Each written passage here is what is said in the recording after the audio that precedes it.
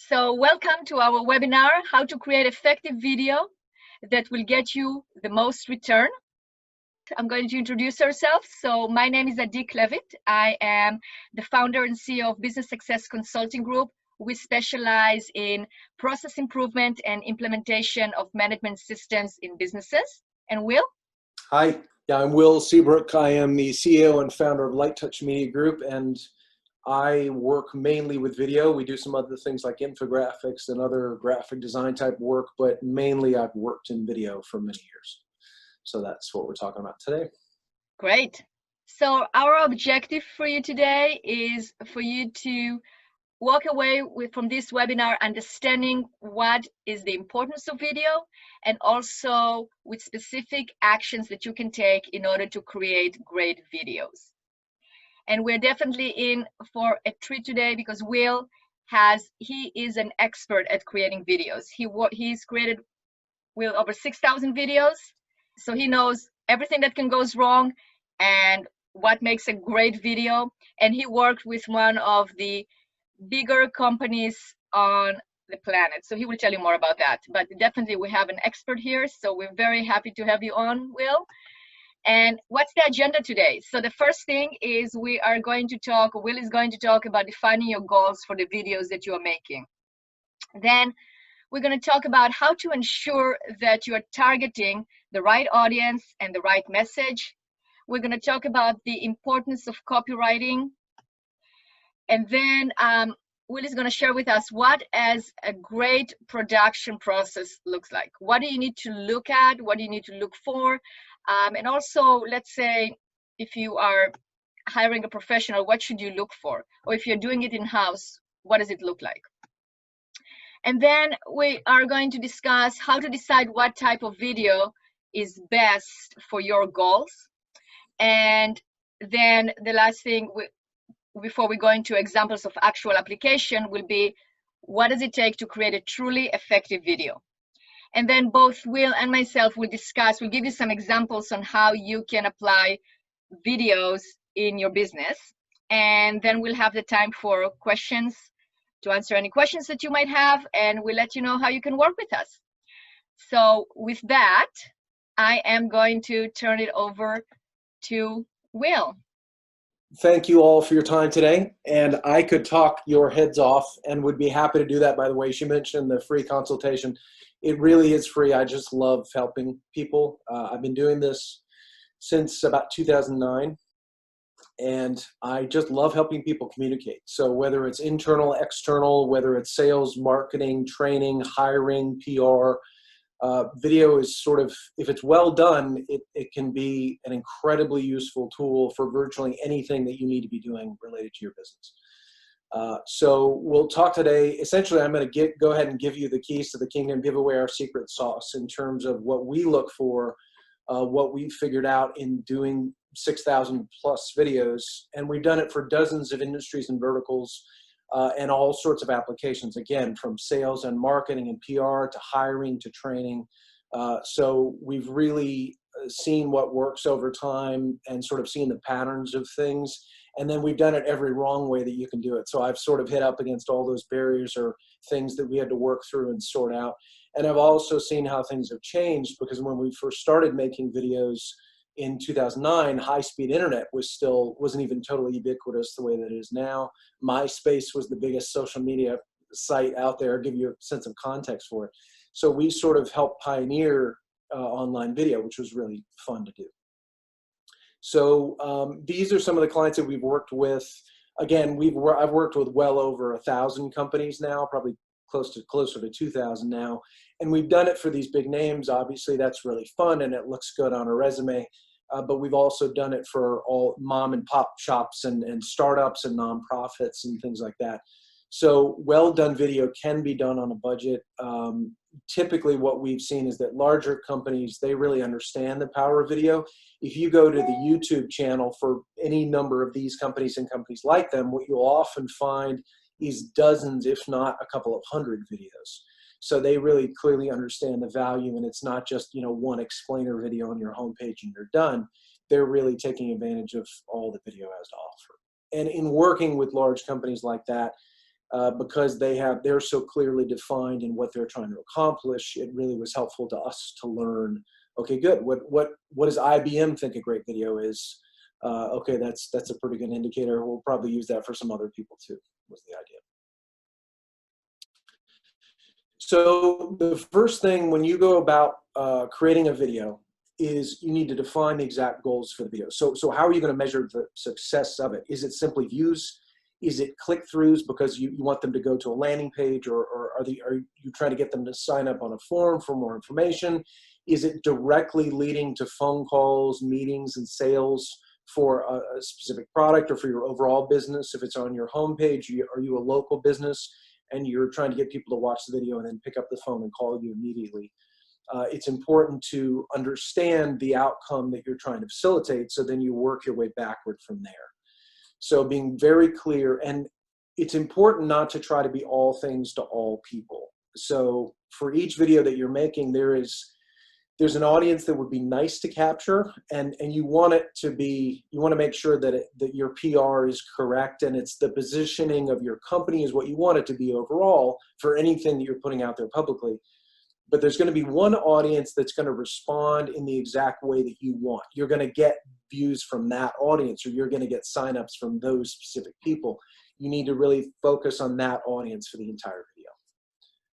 And that takes us to step 2, which is very clearly defining that audience. So if I made a video dealing with IT people as an audience, it's typically going to be much more technical. We're going to be using industry lingo and nomenclature, specific terminology that audience is going to understand immediately. And if we don't use language that's the right amount of sophistication for that audience, then they're going to know immediately that we don't necessarily know what we're talking about, or their eyes are going to glaze over and they're going to say, this isn't for me. This is for consumers. This is public facing. This is not my video. And on the other hand, you don't want to use so much technical jargon and corporate speak that the audience just feels like you're not really saying anything. You want to be very direct and specific, but you really want to be talking to that very particular audience. So what is their job title? Literally, it can be, you can name it out on a legal pad or type it up in a document. What are the job titles of our ideal audience for this video? And then what professional challenges are they facing? What problem or problems are they really trying to solve? And if you take away anything from today, if there's one thing that I could give to you that I want you to take away, it's make your video about that audience and their needs. Make it for them, not for you. So you absolutely want to talk about your product or service, or what makes you unique and what makes you stand out, and why they should be doing business with you instead of a competitor. But you don't want to make it all about why your company is so great. You don't want to sort of, not that you're bragging, but you don't want to make it all about you. You really want to make it about them and their needs. So try to obsessively put yourself in the shoes of that audience. Who are these people exactly? And at the end of the day, we're all human beings. I think people sometimes forget that with marketing as well. They think there's some mysterious magic formula to what you're trying to communicate. And it really comes down to just being very specific and direct and succinct and speaking to the needs of that audience. So put yourself in their shoes and say, okay, if this were me, what would I want to see? What would I need to see from this company? And a lot of that comes from just knowing your customers. Or if it's an internal video, if it's a training video and you're trying to get somebody to do that job and do it really well, and you don't want to explain the same thing 500 times the way you have been. It's been a time suck, and you have to explain it over and over again. And just when the person gets it, they move on to another job. So how do you save time for that if it's a training video? You really put yourself in the shoes of that person and say, if I don't know anything about this subject right now, or I have this basic level of knowledge, but I need to be up here, what exactly do I need to hear and see in this short video that's going to let me have that light bulb moment and say, okay, I get it. Okay, so I do that and that. And you want them at the end of that training video to come to you and say, okay, I get it. I'm ready to try. I'm ready to work through this process and get going. So make it all about your audience, no matter what context, no matter what the use of the video, it's always about them and not about you. And if you do that, your audience will appreciate it. They'll appreciate that you took the time to really understand their needs and speak to them, and you'll immediately position yourself as someone who knows what they're talking about. They're going to watch the video and nod their head saying, okay, these guys get it. And sometimes it takes 15 seconds and they're already nodding their head saying, yes, I've come to the right place. These are the right people. So define your audience very clearly and then speak to them. And that segues into the importance of copywriting. So we start every project that we do with copywriting. And even if it's a live video where we're interviewing people on camera and we don't have a set script, we're still figuring out the questions to ask those interviewees that are going to give us the answers that audience, the audience that we're intending to watch this video, we're going to make sure we give them the information that they want. So when you're writing, be succinct. Less is always more. Make the shortest video you can effectively. Don't shortchange it. So if you're going to lose huge parts of your value proposition or you're going to explain something to a trainee and leave out a step, obviously that doesn't work. But always try to be as frugal with your words as you possibly can. We keep word count limits on our videos. It's part of the way that we have our pricing done. So a 2-minute video is more expensive than a 1-minute video. But part of that is that it just keeps everyone honest and keeps everybody disciplined about how we're communicating, because it's just much better to say it in a minute if you can than say it in 3 minutes. And you'll find, and I'm sure you've had this experience, you'll click on a video and you'll look down at the bottom of the player and you'll say, oh man, this thing's 15 minutes. No, I'm out. I don't have time for this. And you're trying to skip ahead or what have you. But if they look down at the bottom and they see it's 90 seconds, and they really are interested in this subject, they're going to give you that 90 seconds. They're going to say, okay, I can do that. And what I've found is that in forcing myself to be succinct with my language, the video is just better. So I've almost never had the experience where I had to say something in 2 minutes that I couldn't say in 90 seconds. I can always find a way to squeeze it in. And what I find is that it's then very direct, very specific, no BS. Nobody wants to be advertised to. Nobody wants to be marketed to anymore. People just want simple, direct, helpful information. And if you deliver that, they're going to be really appreciative and they're going to respond to it. So on that note, speaking directly to their needs, be real and conversational. So limit corporate speak, limit buzzwords. If you're speaking lingo to an audience like we talked about earlier, speak to IT people. When in Rome, speak Latin to the Romans, right? So if you're talking to IT people, speak their language, but still be as direct and specific and conversational as you can in all your language. And then be sincere about it. So don't try to be something you're not, or don't try to position yourself thinking that this is what the audience wants to hear. Find out, really dig deep and understand your value proposition, what makes you unique, and then communicate that. And when you're sincerely helpful, it comes across. And when you know what you're talking about, it comes across. So there's an old saying for any kind of creative writing, write what you know. The same is true for how you communicate with your video. Don't try to be somebody you're not. If you're a pretty conservative person and you just want to get right to it and you're doing a live video, be that person, be who you are, be the best version of yourself in terms of being succinct with your language. But don't try to do some song and dance that just isn't natural to you. It doesn't feel like it comes across as real to you.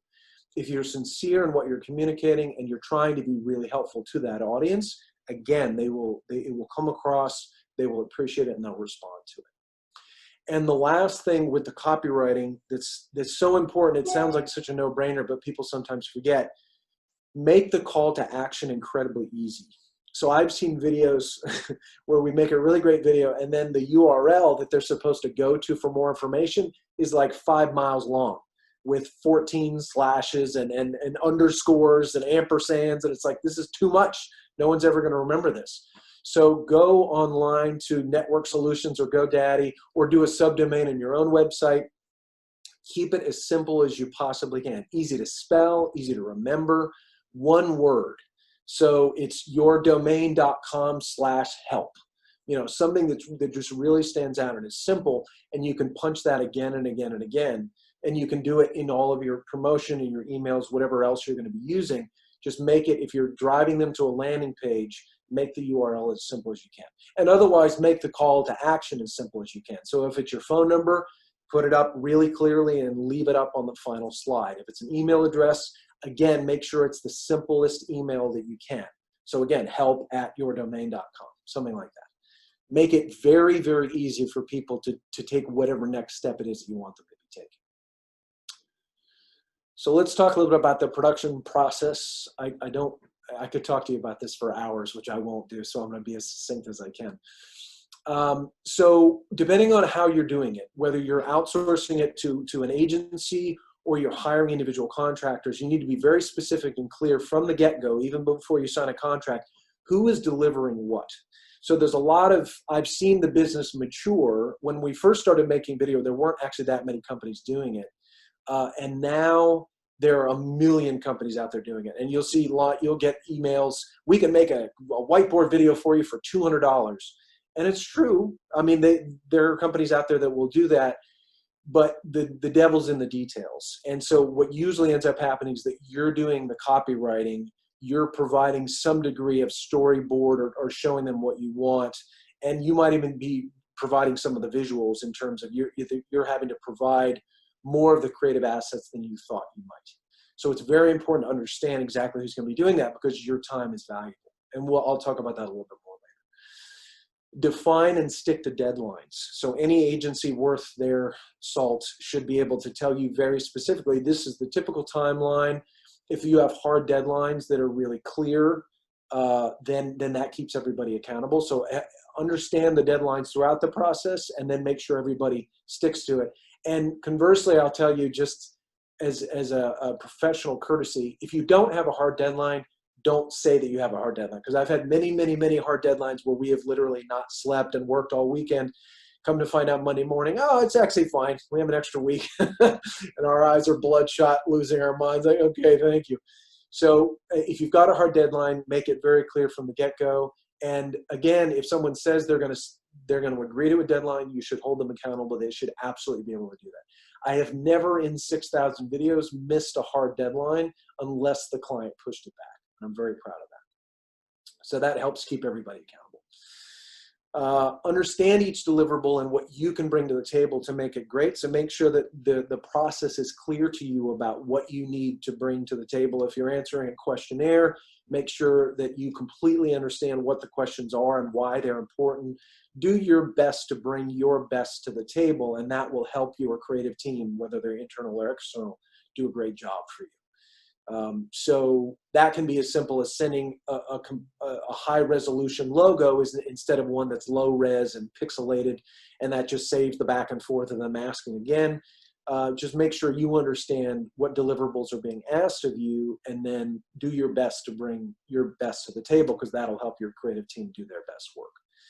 And then you just need to define the sequence. And again, if it's an agency that you're working with, they should be able to very clearly define to you, okay, here's the sequence of how it's going to go. So we start with copywriting, then we record the voiceover, then we do a storyboard, and then if we're doing a live shoot, we have that, we edit that together, then we do the animation, and then we deliver files to you. And these are the kinds of files and sizes and resolutions that you can expect.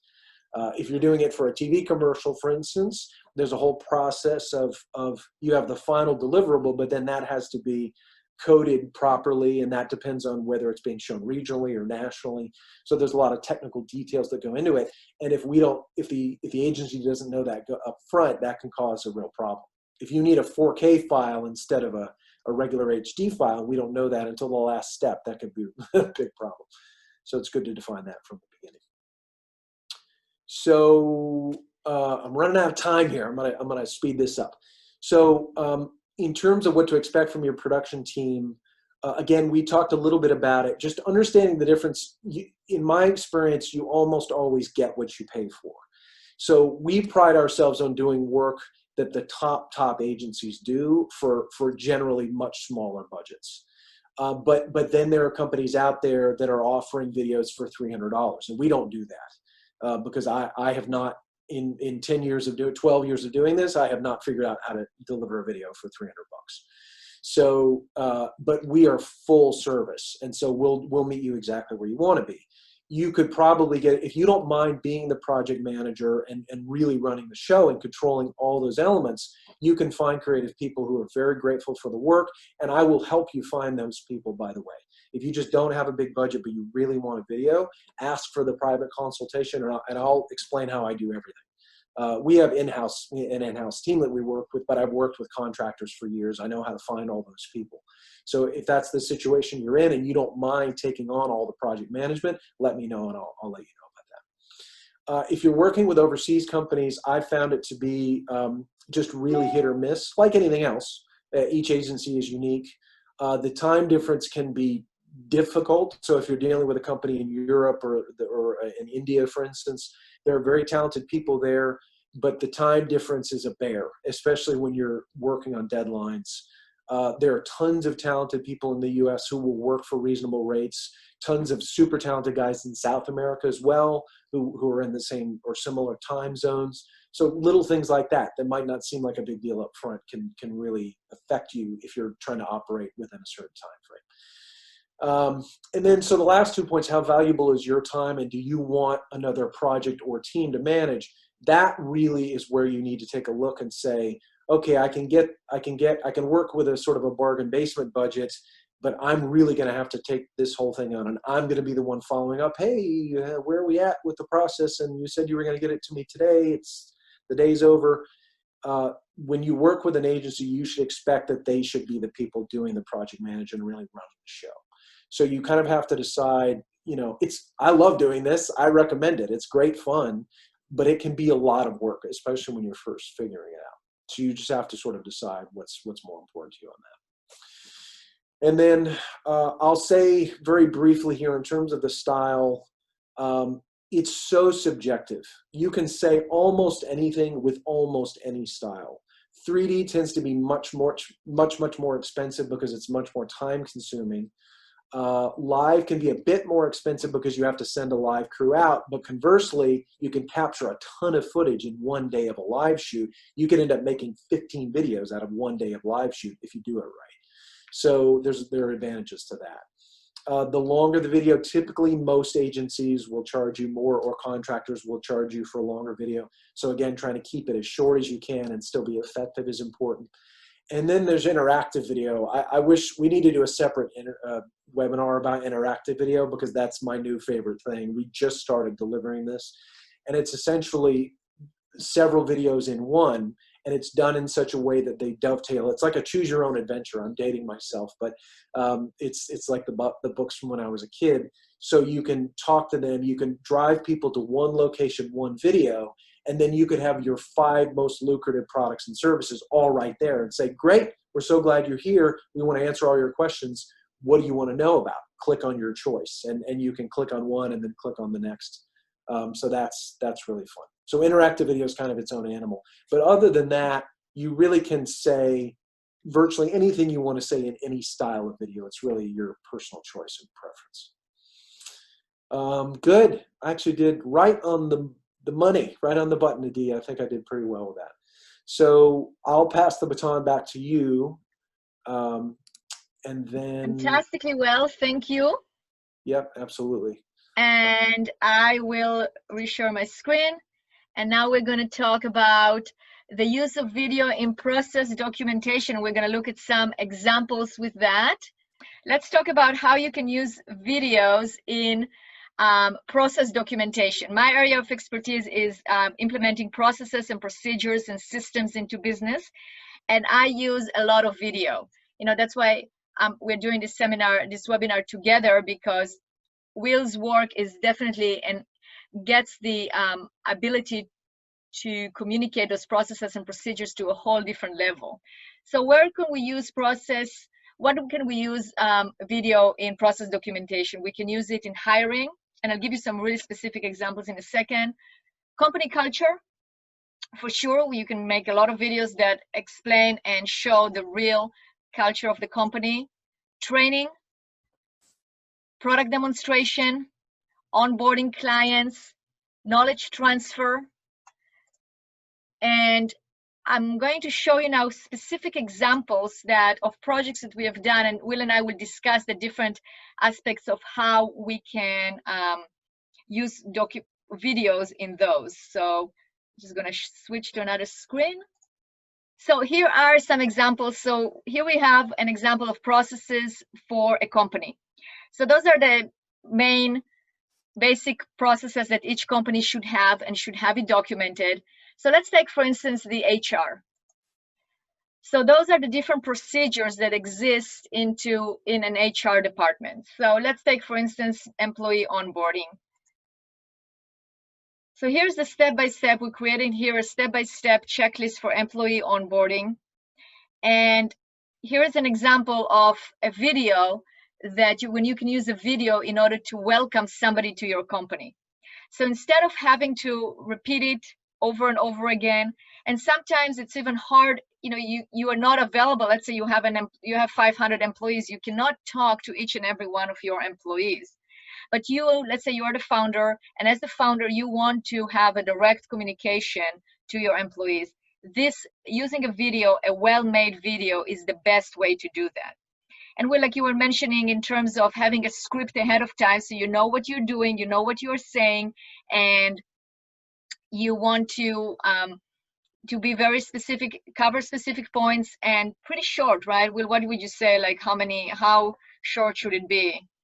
Yeah, I would say with an intro video, I mean, and this is a little bit different because you have a captive audience and they're very interested. You really want to communicate your company culture. So you want to make them feel welcome, to be proud of what they're being a part of.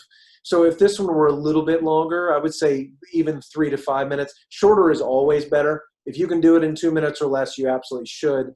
But, this is really important. You want to make people feel very welcome, setting expectations, what you expect of them, what they can expect from the company, things like that. So if it's a little bit longer in this case, I think that would be fine. Yeah, I think so too. And then, then you have them let's say in the checklist, complete the paperwork, and then we created a culture book here.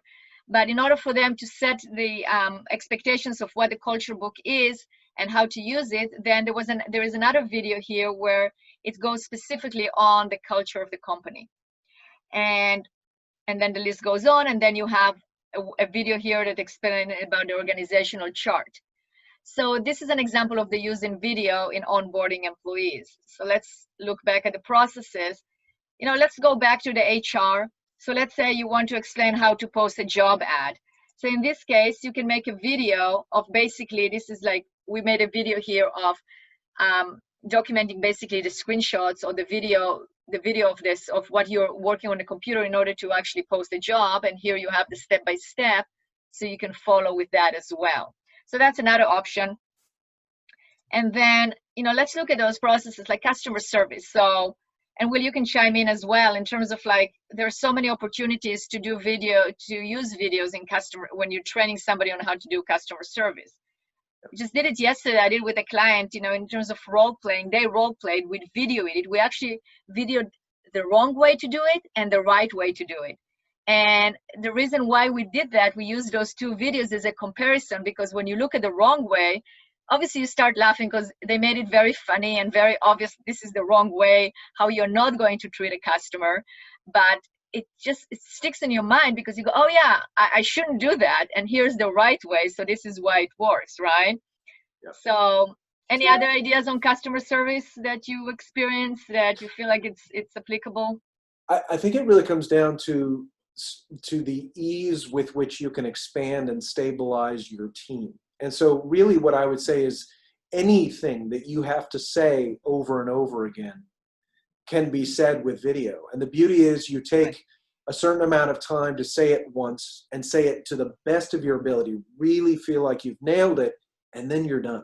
So when we used to onboard new salespeople, it was arduous, and it would take me off doing a million other things, and it was just really high maintenance. And then we created a whole series of sales training videos, and it was like waving a magic wand where you could bring a brand new person in, you interview them, they're a good person, you feel like they're going to do a good job. Okay, good. Go do this for a week. Don't talk to me. Come back in a week and we'll talk. And they would come back understanding what we do, why it's valuable, how we sell, how we determine what we're going to sell an individual person. It was kind of a miracle. And it gave me back, I mean, an incalculable amount of time because I'm having to do that over and over again. And it helps that person be better at their job as well, right? So that part's exciting. So. Yeah, for sure. Absolutely. And then you have the, you do it also in each one of them that I can think, like in terms of onboarding. So sales, for instance, if we take a look at sales. So when we onboard a new client. That is, you can send a video right there that can get them to explain who you are, what are your values, what do you expect from a new client. I mean, we can break that into a series of videos that you can send to a client or customer when you're onboarding them, and then they know you. They know who you are. They hear it directly from you, right? Yeah, yeah, absolutely. And you know, even like this one, an example here. So this is an example of how do you qualify a lead? So we identify here all the steps that it takes in order to qualify the lead. Well, this is a great flow chart, but if we had a video here, like let's say ask the qualifying questions. So you're the top salesperson, you're the sales manager, you're the owner. You can have a video there about what qualifying questions are, and it's so much more effective when they actually hear it from you as opposed to reading it. So I think you got the idea. You can use videos for marketing, but you can also use it internally. So videos. That's our message for today. And so now let's get into any questions. We're going to answer any questions that you might have, and I already see some questions that came in. Okay, so yes, absolutely. First one. The first one is, do you have any advice specific to developing videos for sales teams to use at presentations? So I will let you go with that one. Sure. Yeah. Again, could talk your head off, and feel free to reach out to me. Again, zero obligation. I just really like helping people, so I can go into detail on that. But there's two things that I would say. Go after the low-hanging fruit with the presentation. So the thing that is either that you sell the most often, the most frequently, the thing that's most lucrative for you. Focus the first presentations. If you've sort of got a limited budget and you're just sort of dipping the toe into video, go after the thing that your sales team tells you would be the most helpful to them.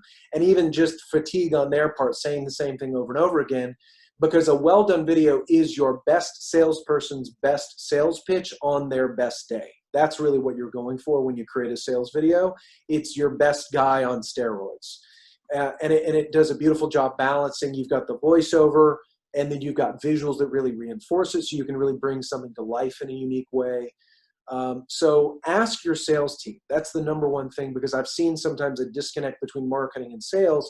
And when you really talk to the salespeople who are out there in the trenches getting it done, marketing will have some concept that, well, this is what we really need to focus on. And then you talk to the salesperson, they're like, no, that's not how I know I've made the sale. So if you start by asking the salesperson what they really need or how they really close sales, then you can start to identify, are there any bottlenecks, or is there anything that you're saying over and over again that you just like to knock their socks off the first minute you get into it? Because it can be, with a live person explaining it in an in-person meeting, you might spend 15, or a Zoom call, as we're all doing these days, you might spend 15 minutes kind of orienting them in general, or you could take a 90-second video and say the same thing, make it look a lot sexier and more high-end, like, wow, these guys really know what they're doing. Okay, you got my attention, I'm impressed. And then they really come to the table with that. The other thing that I would say is that we've developed entire series of sales videos. It's for the entire sales pipeline. So I'm sure most of the people on this call know that most salespeople have maybe 3 to 6 contacts typically with a lead before they kind of go on to the next one, because you gotta make it happen. But a lot of sales don't happen until 8, 12, 15 contacts. And part of what happens is you just frankly run out of things to say. So we've developed an entire pipeline of videos that you can use, and any number of those videos, right? You can mix and match. But one example is, people sometimes have to get buy-in when they're talking to someone else. They've got to get buy-in from other people internally. So you sell that guy, and he's totally sold and convicted, but you keep getting the runaround like, yeah, I know I got to bring it up to these other guys, and that guy's out on vacation, and you're just like, oh my God, when is this ever going to go anywhere? But sending a video saying, hey, Joe, I love talking with you on Tuesday. I know that you're convicted about this. I know that you're in on it, but I also know that you need to have buy-in. We've made a video with the top 3 objections that we hear over and over and over again. And the video actually explains why they're not objections. And this is going to make you look great to your peers there that you need to get buy-in from, makes us look good, and you don't have to do the selling for us. I'm going to send you the link right now. I'm going to call you tomorrow to make sure you got it. Hope you're having an amazing week. We're going to do this. That is a very different voicemail than, hey, Joe, just checking in. Would love to earn your business. You know, everybody hates that, right? True. So you can identify bottlenecks in your pipeline, in your sales pipeline. And this can be true in marketing as well. What's working, what isn't. What is it that you need to explain a little better, that you need to put a little bit more juice behind? That's really the concept. Absolutely. Cool. Um, Okay, so we have other questions, but first of all, we got several requests for our contact information and for the slide deck. So here's what I'm going to do. So in the chat right now, I'm going to post the link to a survey. So please open the link. So you will be able to, if somebody from the audience just want to make sure that that you can open the link, just chat, say, yeah, I got it. So you open the link. That says quick survey, and you can request more information either from Will or myself or both of us, and we will send it to you. Got it? Okay, good. And then somebody also asked for our contact information. Thank you for letting me know you got it. So I'm going to share the screen again so we can, you will have the contact information there. And also everyone that was here, you're going to get a recording of this webinar, because I know it's an amazing content that you can use. So now let's go over the rest of the questions. So there was a question here about any recommendations regarding lighting, location, background, etc. Yep. Again, I love talking about this stuff. YouTube is your best friend. There are, and YouTube's amazing for almost anything you want to do, anything around the house, any fix-it problem. There are just so many talented, amazing people out there. The beauty of this particular topic is that you're dealing with videographers making training videos for other budding videographers. And so they all look amazing because it's a point of pride for the person making the video, right? They want their videos to look incredible.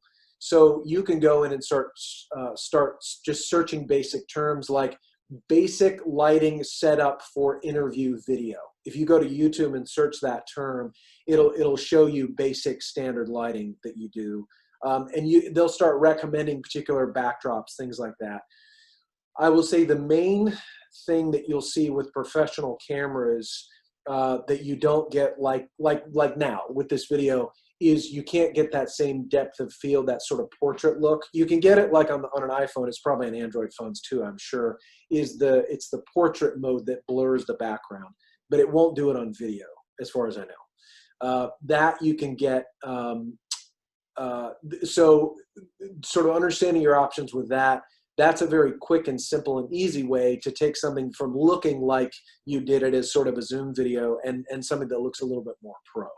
So it's incredible now what you can do with simple gear.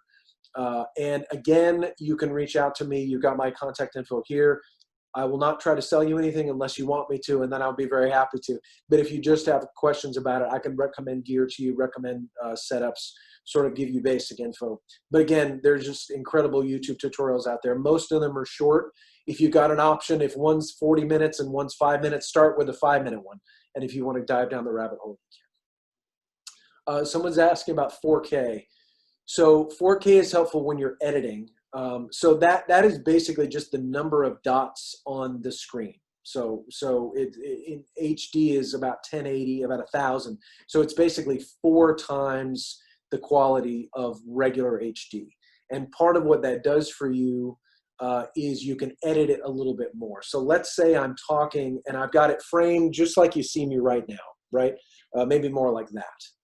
And I'm talking and I do this for a second, I lose my train of thought, and then I'm back and I'm right here. And so I want to say the next phrase. We want to edit that part out, but we don't want it to make it look like I'm jumping over here and jumping over here. You don't want to make it look terrible. If you do it in 4K, you can zoom in for a moment, for instance, and do a little bit of a closer crop, and the final video will still be HD resolution. It'll still look great on YouTube. Looks pretty much totally fine on a full screen on most computers. So that's a little bit of a technical answer. If you can shoot 4K, you should, because there's no reason not to. It will eat up your hard drive space. It makes your computer work harder when you're editing. But 4K is where it's at these days. So all things being equal, if you can shoot in 4K, you should. Fantastic. Okay, thank you, Will. And I think we have a little something in the chat.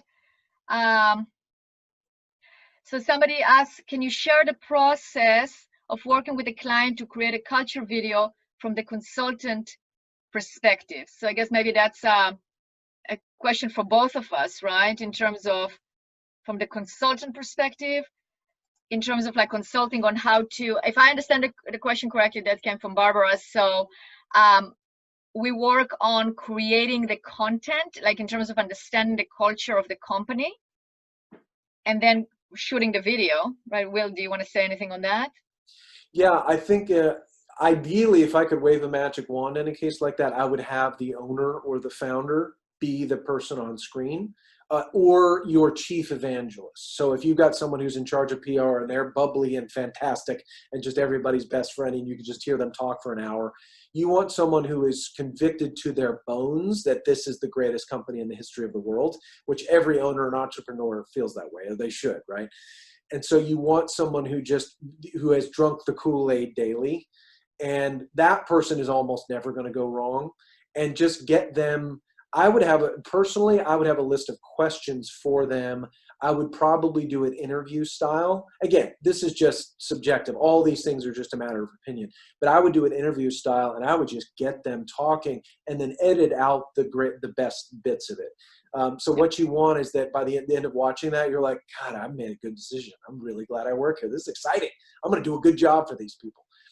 And you want them to understand what they're contributing toward. So I could come up with 3 or 5 questions off the cuff that I think would help facilitate that.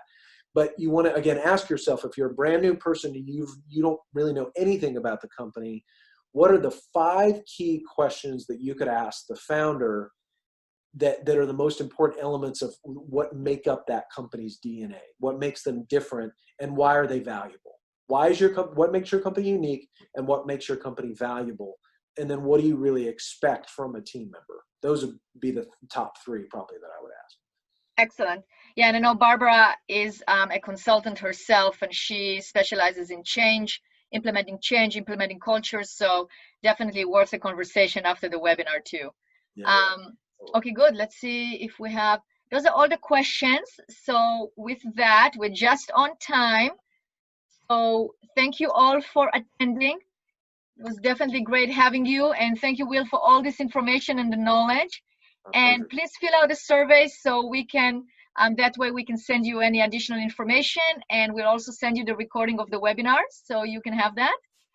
And thank you all for attending.